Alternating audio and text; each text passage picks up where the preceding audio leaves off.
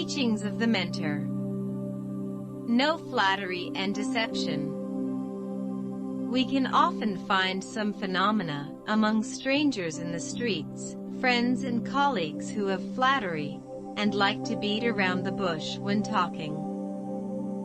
The teaching of the Buddha is that what we speak should be consistent and same with our minds, and should be honest and straight. As to speaking honest and straightly, someone may say, if what I say is so honest and straight, it can hurt others easily. However, you can express it euphemistically, but you should be honest and straight, and can't distort it a little, because these flatteries are unreal and illusory signs. Supposing that you spoke unreal and illusory words every day, how could you have been called a bodhisattva? What's the difference between you and those who cheat the sentient beings? The Buddhas treasure the character of honesty and abandon the character of cheat. The flattery and deception includes the inner forms and meanings of cheat, fraud and deception, so the bodhisattvas are not permitted to have them. We should remember the bad consequence of flattery and deception.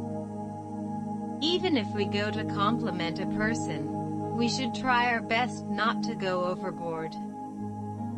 Excessive compliment belongs to cheat and flattery, and finally we cannot attain the good results.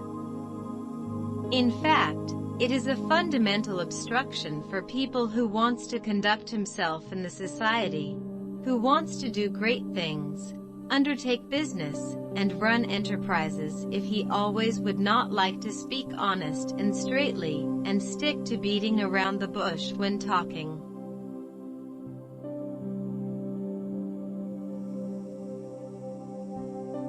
Praise the Mentor. By Fafu. I praise you endlessly, our Mentor, because you can resolve our confusion, and cause us to accept your teachings joyfully with your skillful means of joke and furious scold. I praise you endlessly, our Mentor, because you have been endowed with great kindness, great compassion, great wisdom, and boundless love, and given us the wisdom of how to renounce the ultimate suffering, and how to attain the ultimate bliss. I praise you endlessly, our Mentor, because you have bestowed on us the opportunities of cultivating blessings and planting the good roots of merit. Otherwise, how can we, who are poor, lowly and full of afflictions, be capable of obtaining a little benefit? I praise you endlessly, our Mentor, because you have been endowed with the great persistent and courageous spirit of research, fond of research, and often do it. I praise you endlessly, our Mentor, because you have manifested that we should be afraid of praise from others. When we hear some praise from others, the sense of shame should immediately arise in us, and we are scared to tremble, so that the arrogant mind will never have a chance to arise.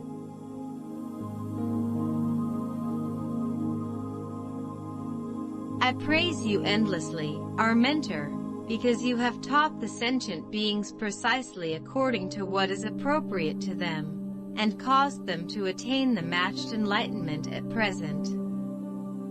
I praise you endlessly, our Mentor, because you know everyone's subordinates well enough to assign him job commensurate with his abilities, and have operated the association for us so that all of us have made great progress under the leadership of the chairperson.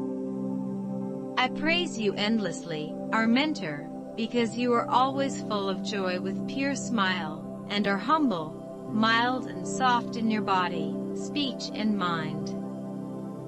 I praise you endlessly, our Mentor, because you have complied with us at ease, satisfied us again, and expected us to attain the true enlightenment, and be able to come back early from afflictions.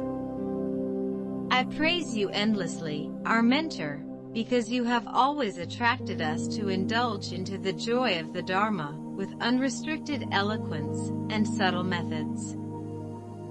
I praise you endlessly, our mentor, because it's hard to encounter you in hundreds of thousands of myriads of kalpas, and we believe firmly that the sentient beings who follow you can be certain to have affinities with the Buddhas, Bodhisattvas, and the Triple Treasure, and to leave the sea of sufferings.